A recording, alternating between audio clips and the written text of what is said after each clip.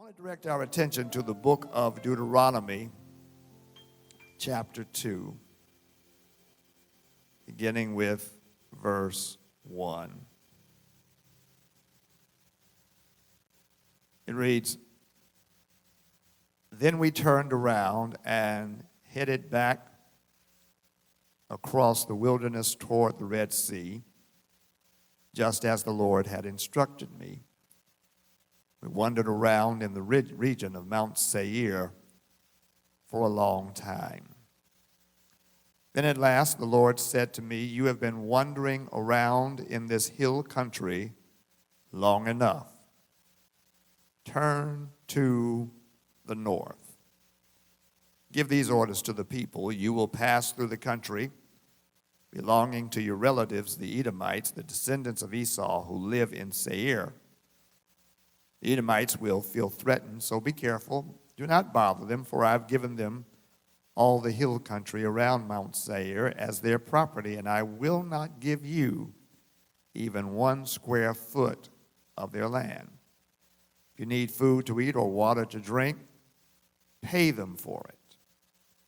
For the Lord your God has blessed you in everything you have done.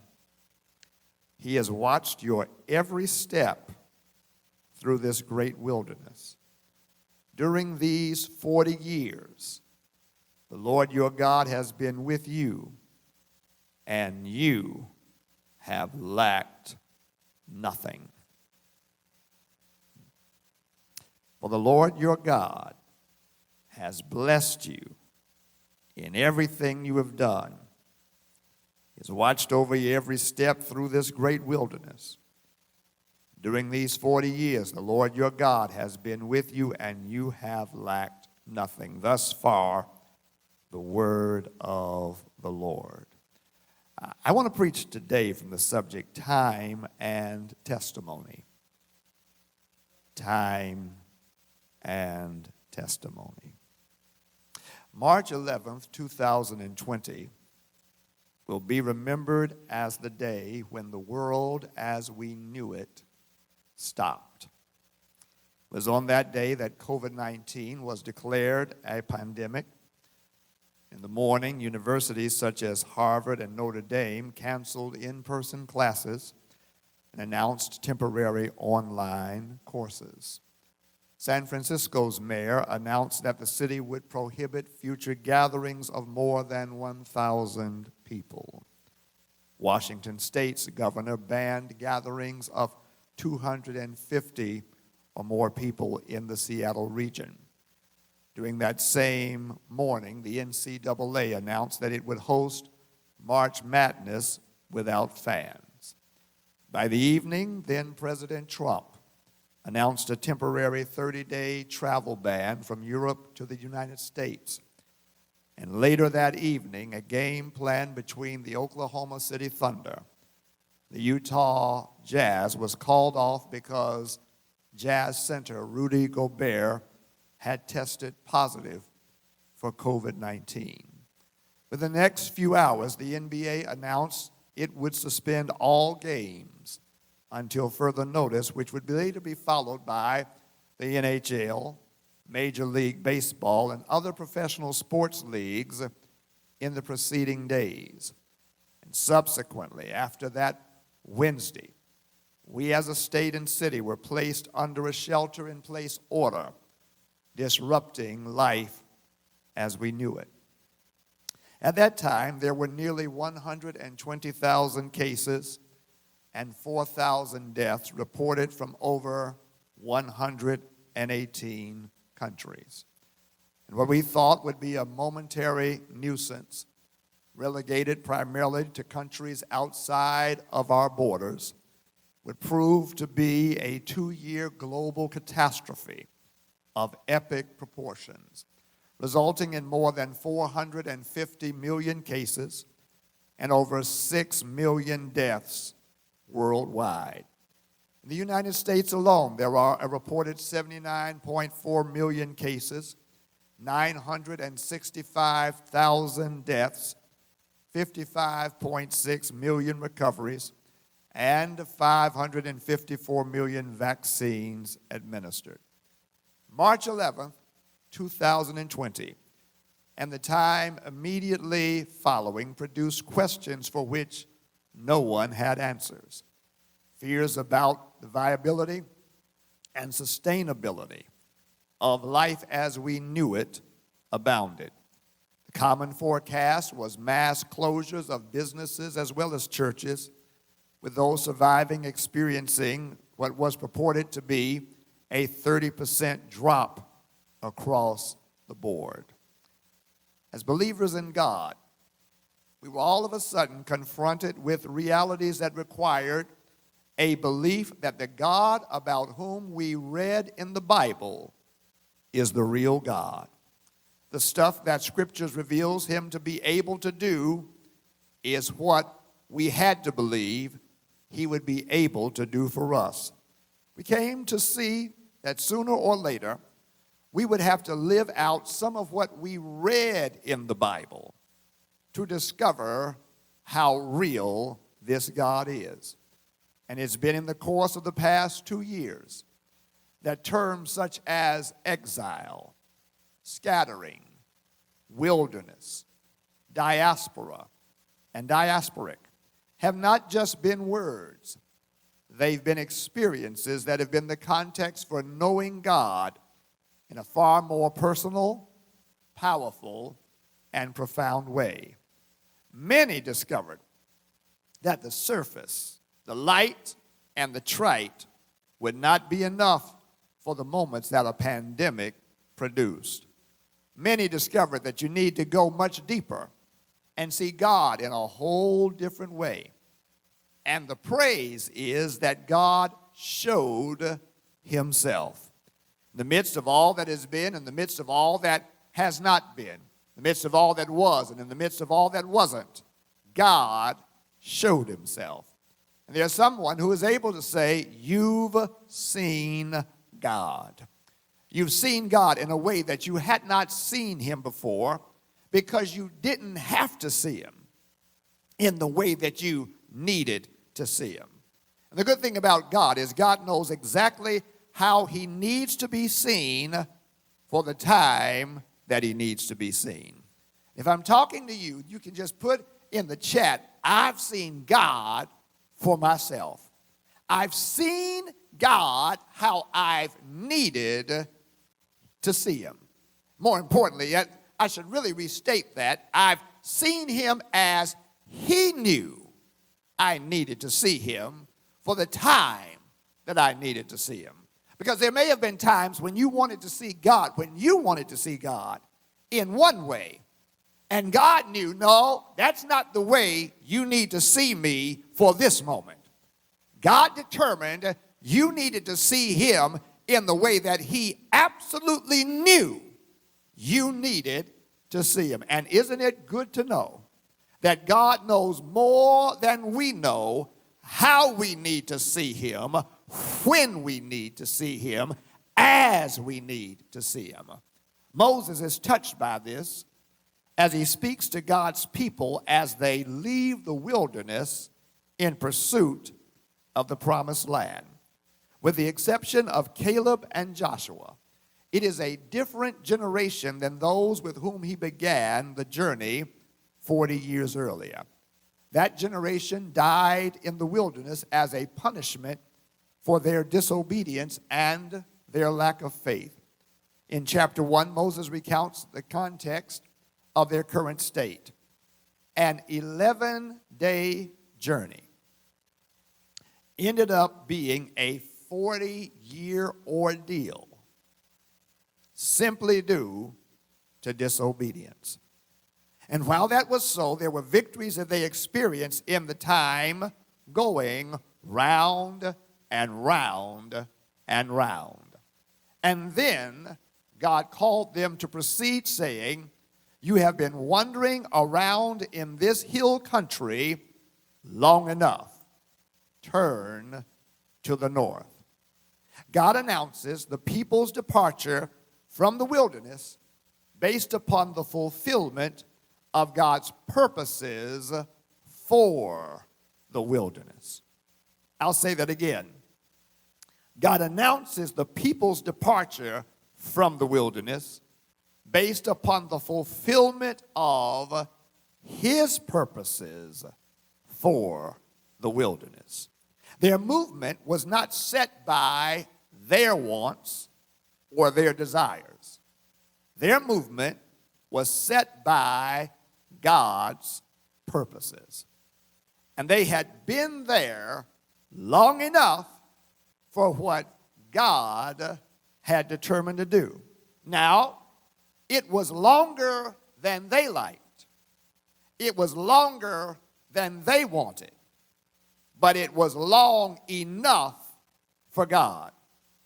My friends, when I heard that, I had to realize that the life lived under God is the life lived by the time and timing of God, which is tied to the purposes of God.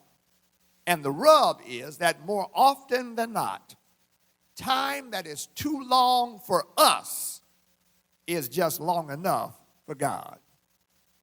Moments and episodes and seasons that are too long for us are long enough for God. The time that we want things to be done, or we want things to be over, or we want things to be finished are often not long enough for what God deserves, for what God desires. And because God is eternal, because God is today, yesterday, and forevermore, all at the same time, because God has all time is bound in him, God is the director and orderer of our steps in time, even though he is outside of time. And as we are walking through time, what seems too long for us, God says is simply long enough for him.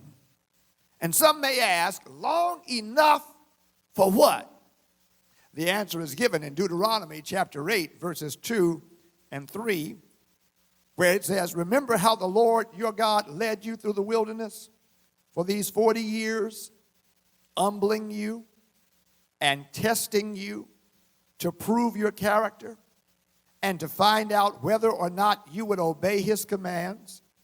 Yes, he humbled you by letting you go hungry and then feeding you with manna, a food previously unknown to you and your ancestors. He did it to teach you that people do not live by bread alone. Rather, we live by every word that comes from the mouth of the Lord. Those 40 years, listen to how God describes them, were times of humbling them, developing their character, fashioning their obedience, and establishing the primacy of God for their lives. Those 40 years were designed for them to realize they don't live on their own and they don't live for themselves. That they exist for God and can only make it with God.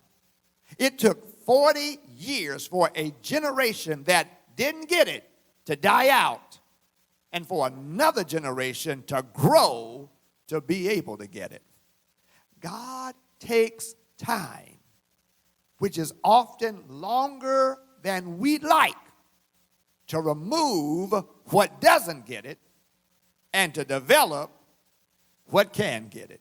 He takes long enough for what needs to die, and for what needs to develop to mature. And he takes long enough for them to see that mere bread is not enough. They need him and they need his word. They need every word that proceeds from him. They need every direction, every promise, every indication, every correction. They need it all from him. And I wonder, are there those who can look back at the past 2 years and see how God has sought to use this season to yes, humble,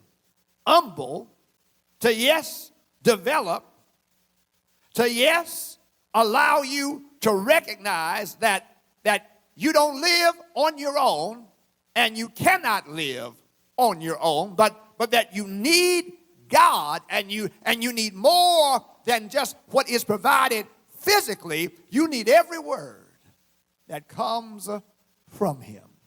That your life is sustained and strengthened, not just by the physical food that is on the table, because there were moments and seasons in the past 2 years where you had plenty of food, but that was not what you needed to get through what you were facing.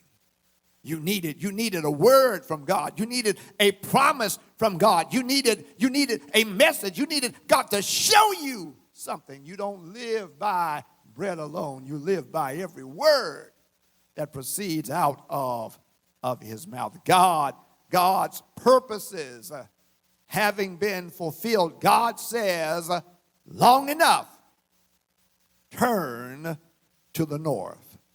And just as their wilderness time was overseen by God, so would their entry time be overseen by God. Friends, these past 2 years have been overseen and superintended by God. The time of displacement, disruption, as well as the time of reentry are set and seen by God. For Moses and the people, it was now time for them to stop moving around and to start moving up. It was time for them to move from being disciplined to walking into destiny. It was time for them to take hold of what God has promised. So let me say this. As we look towards reentry, I need for everyone to hear this clearly. This is not about coming back to. This is about going into. This isn't about a return or a resuming of what was. This is about going forward and pressing towards what's ahead. And what God began to say is, this is calling for a transformation of the mind. One of the reasons why it took 40 years was for the people who had an Egypt mentality, for whom going back to Egypt was appealing. They had to die. And for a generation to be shaped not by what was, but by what could and would be to be developed. Because this would not be a going back, this would be a going into.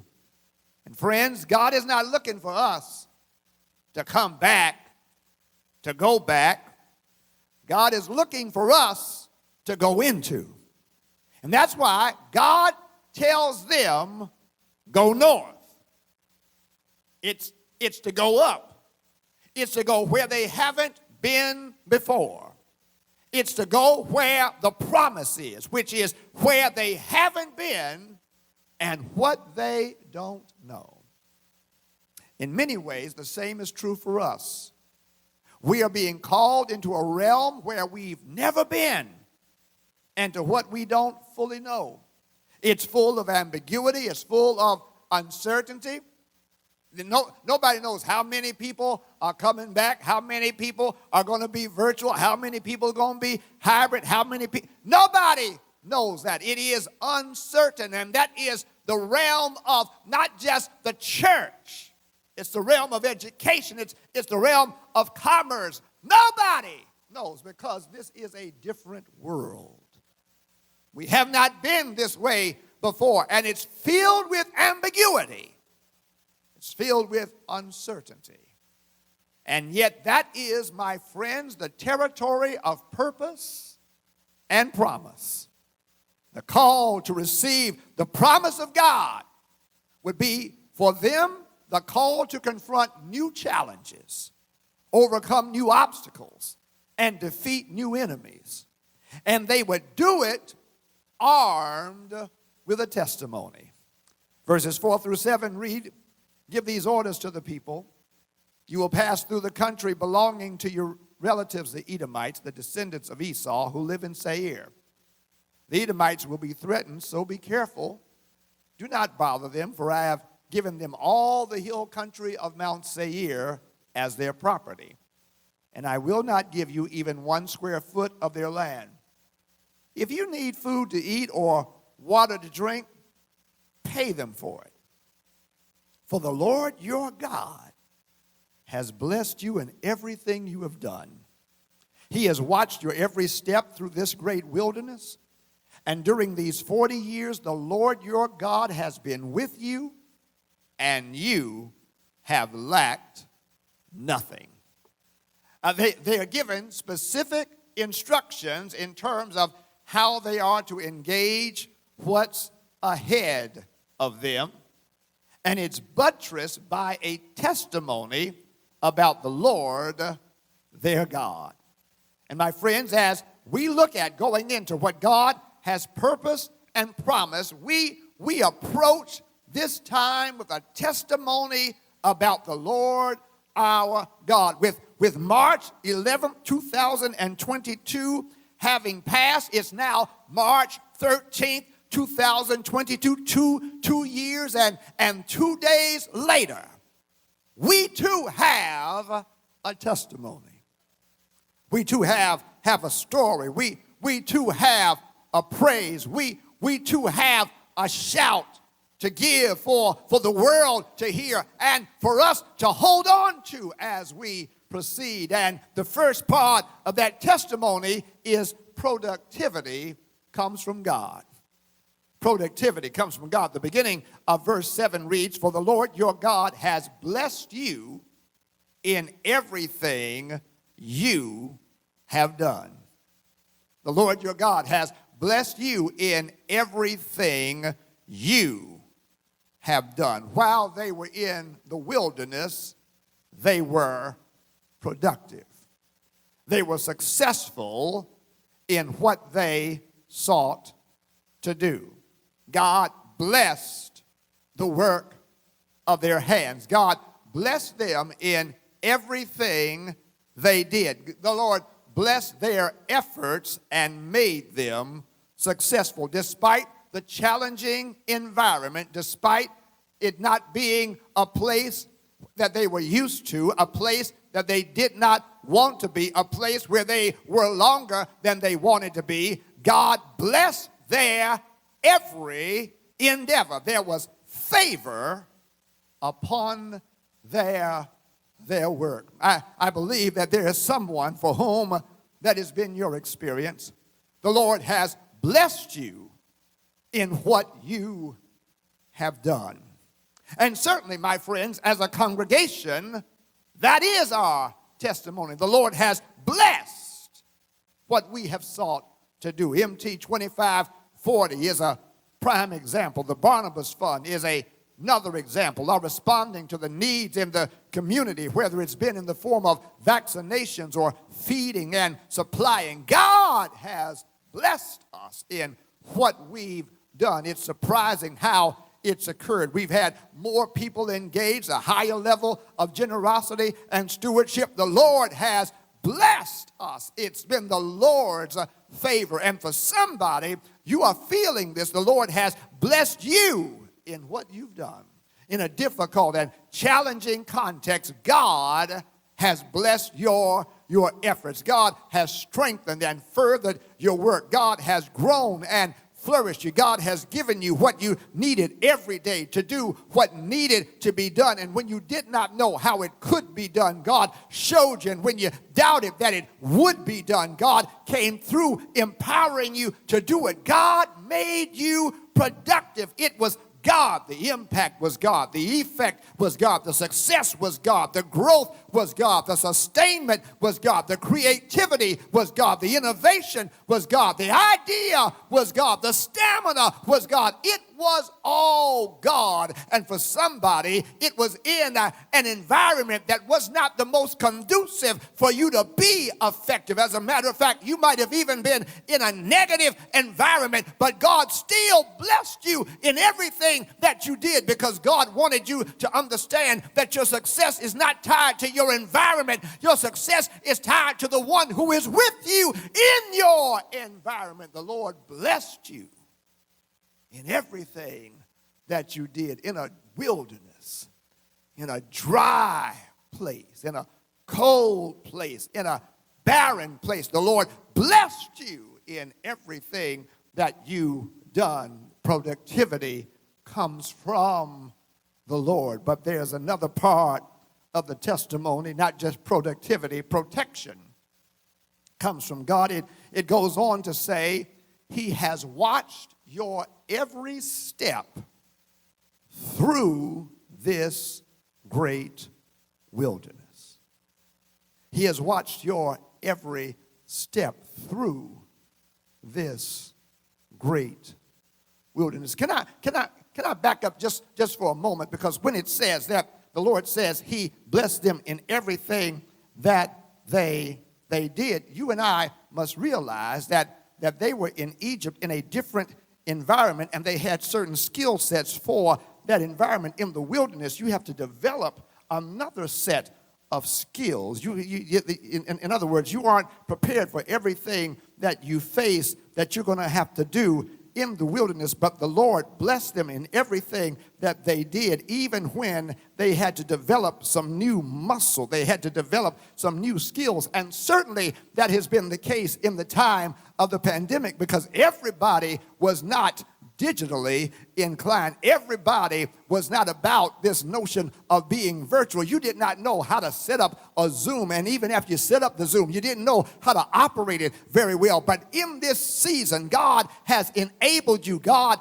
blessed you even in, my God, when you were not native, when it was foreign to you. God blessed you, and God has developed some new skill sets. There are those of you who got certifications during this time in this COVID season, and now you are better able, you are further prepared. The Lord has blessed everything that you have done, and He says He has watched your every step through this great wilderness. Now, having dwelt in Egypt, they were not accustomed to life in the wilderness. The combination of the dramatic shifts in temperature, along with the presence of wild animals who saw them as prey, presented unending challenges. But the testimony is their journey was under the Lord's surveillance. That word for watch is not the word of a spectator. It's that of a sentry. S-E-N-T-R-Y. It's that of a sentinel. It's that of someone who is assigned to be on the lookout. It is that of a watch person. They were under the Lord's surveillance. The testimony is the Lord watched their every step. Now, you must realize that the Lord directed their every step as a pillar of cloud by day and fire by night. And the Lord who directed them was also the Lord who protected them. He guided their every step, and He guarded their every step. And as He set and surveilled their steps, they were protected. They were cautioned, and they were kept. That is a testimony, is it not?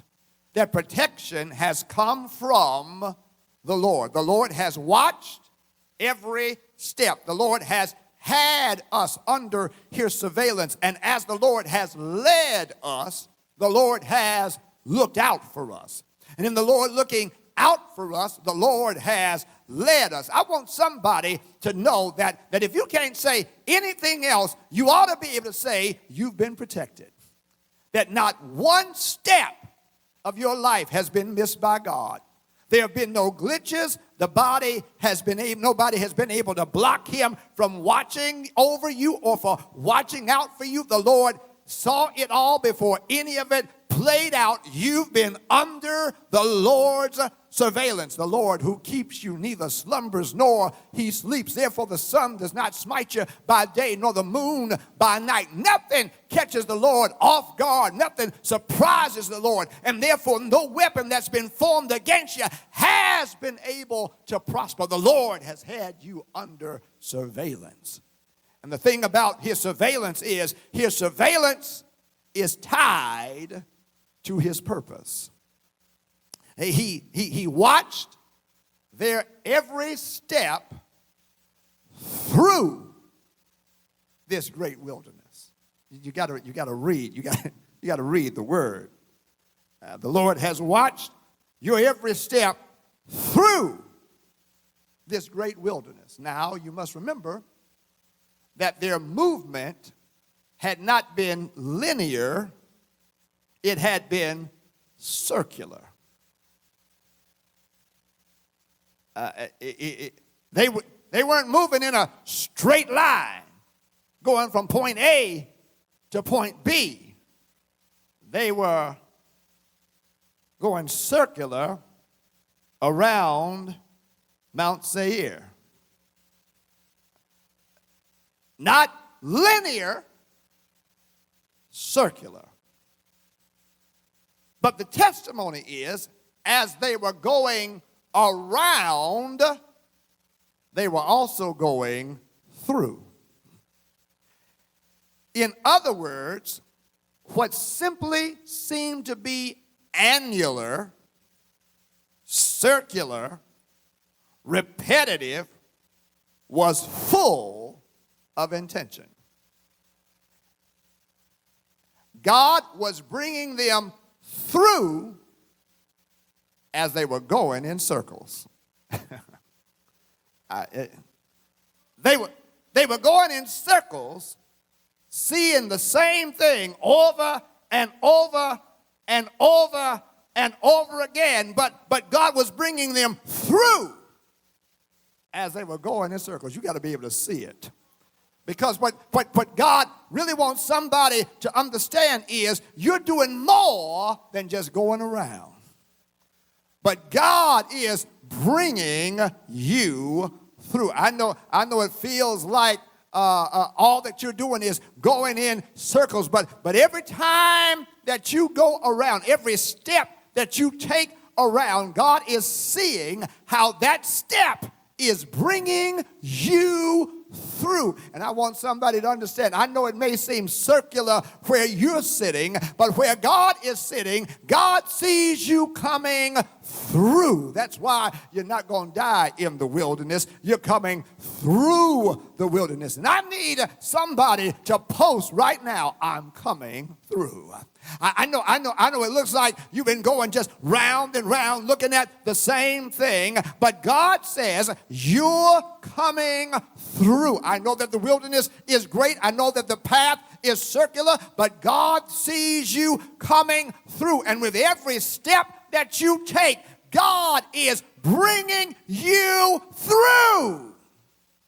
Lord have mercy, Lord have mercy. You're doing more than walking in circles. God says, I'm bringing you through. I see every step. I see every step. I'm watching over every step. I'm taking care of every step. I'm seeing where everybody is. I'm seeing all of the wild that would want to eat you, and I'm keeping them at bay. I'm dealing with danger seen and unseen. The Lord is protecting you because God says He's bringing you through. That's why you got to hear God speak, and you've got to agree about your breakthrough, even though it looks like all that you're doing is going in circles. God says, I'm bringing you through.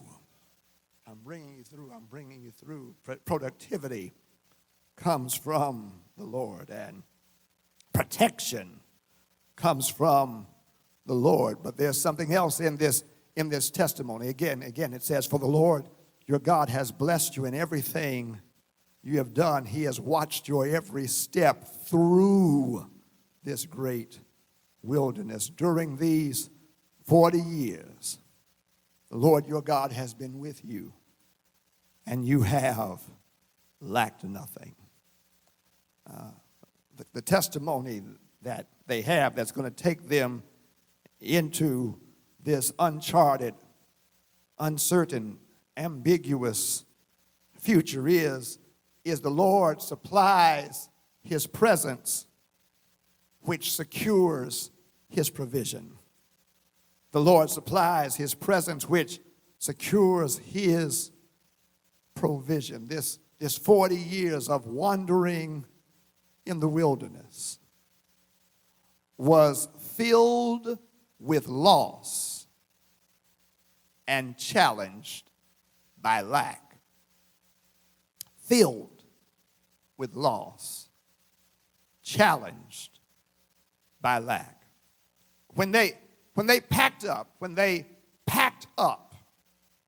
even when they took from the Egyptians that which God had predisposed the Egyptians to release to them, it was not with a 40-plus year journey in mind.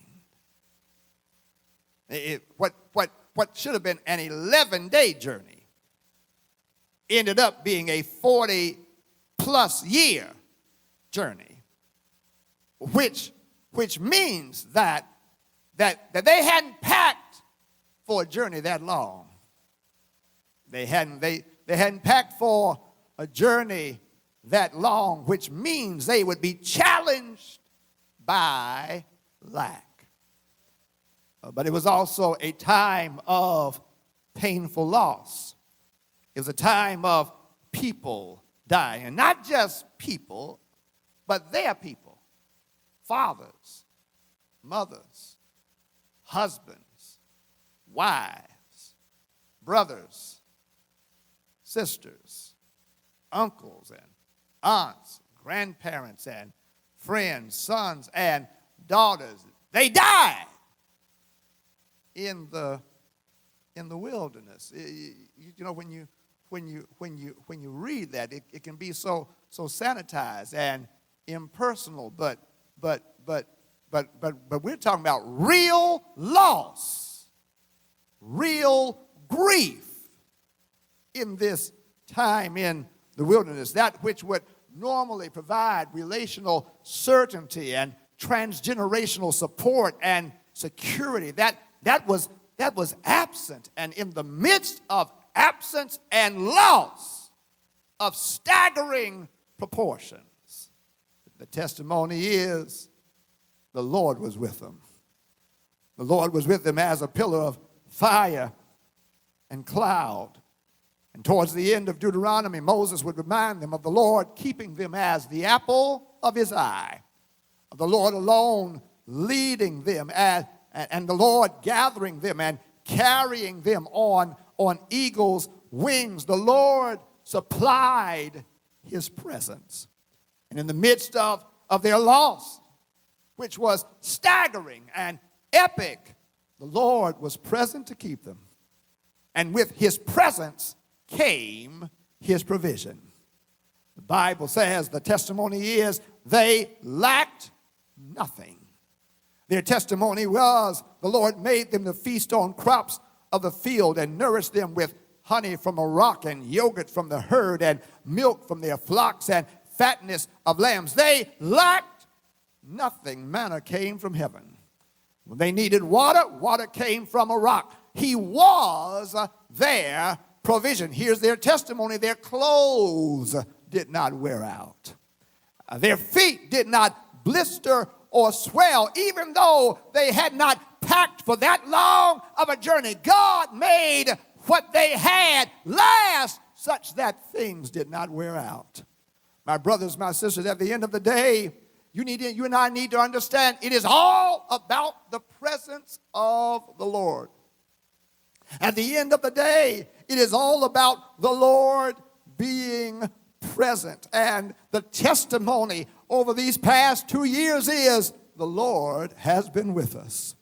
In the midst of all of the loss, all of the disruption, all of the displacement, all of the disappointment, all of the deaths, all of the disease, the Lord has been with us. We were not left in the wilderness alone. The Lord has been with us such that we are able to say, if it had not been the Lord on our side when the world was turned upside down, when the economy spiraled, and when the virus spread, and when fear was formidable, if it had not been the Lord who was on our side, when doubt and despair ruled, when it was not safe to go anywhere, if the Lord had not been on our side, when there was no vaccine, and when we could not even get a COVID test, when we couldn't see loved ones who were sick or be by their bedside when they were dying, if the Lord had not been on our side, if the Lord had not been with us to shield us and to protect us, to hold us and to help us, to comfort and to keep us, if the Lord had not been on our side in the darkest of moments, in the loss of a spouse, in the death of a child, in the passing of a parent, my God, in the death of a sibling, if the Lord had not been on our side in the loss of a job or loss of a position, or times when we thought that we were actually losing our minds, if the Lord had not been on our side. But the testimony is that in the midst of all of those losses, Lord have mercy, the Lord was present to keep us.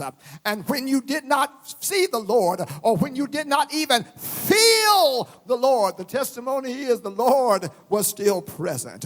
He was present to keep, and He was present to provide in such a way that you have not lacked anything. Whatever we've needed, the Lord has provided miraculously. The Lord has provided supernaturally. The Lord has provided unexpectedly. The Lord has provided unexplainably. The Lord has provided. Somebody can testify it did not come from where you thought that it was going to come. And when it came, you cannot really explain how it all happened. You just know that it was the Lord, and the Lord all by Himself. The Lord who has been with us is the Lord who will be with us. The Lord who has provided for us is the Lord who will provide. The Lord who has protected is the Lord who will protect. The Lord who has strengthened is the Lord who will strengthen. He is the Lord who will be your favor, and His favor will be enough. I wonder, am I talking to anybody who can say, I just want to thank the Lord for these past 2 years.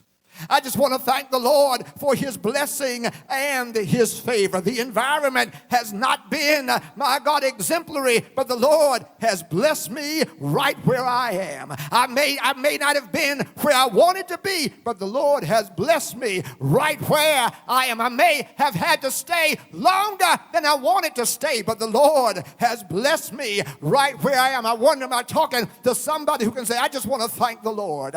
I want to thank the Lord for watching over me. I want to thank the Lord for watching out for me. I want to thank the Lord for using my steps around and to make every step that I had to go around be a step that He was taking me through. I want to thank the Lord. I want to thank the Lord for not leaving me nor forsaking me. I want to thank the Lord for not just giving me strength. I want to thank the Lord for actually being my strength. If the Lord had not been my help, if the Lord had not been my strength, if the Lord had not been my peace, if the Lord had not been my comfort, if the Lord had not been my joy, I would not have had any joy. I would not have had any comfort. I would not have had any peace. I would not have had any strength, because the Lord has been all of that, because He's been present in my life. I want to know, is there anybody who can say, God, thank you. Thank you that there's been no lack in you. Thank you that there's been no shortage in you. Thank you that there's been no failure in you. Thank you, God, that you've been enough. You've been enough. You've been enough. You've been enough. You've been enough. And the God who has been enough is the God who is enough right now.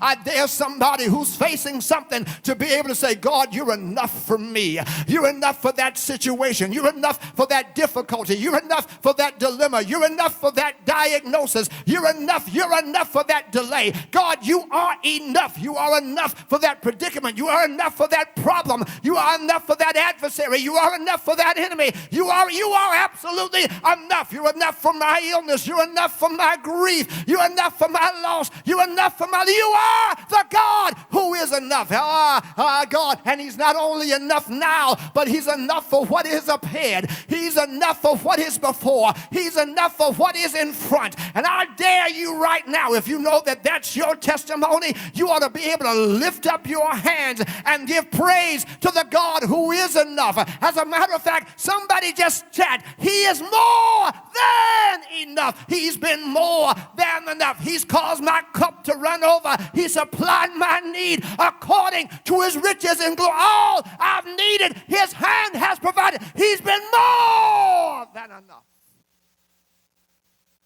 Oh, hallelujah. God has blessed in everything you've done. The Lord has watched your every step through this great wilderness. The Lord has been with you and caused you to lack nothing, because this God is more. He's more than enough.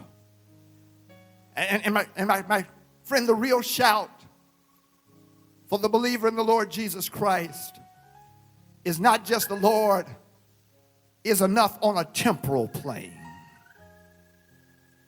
but the Lord is enough on an eternal plane.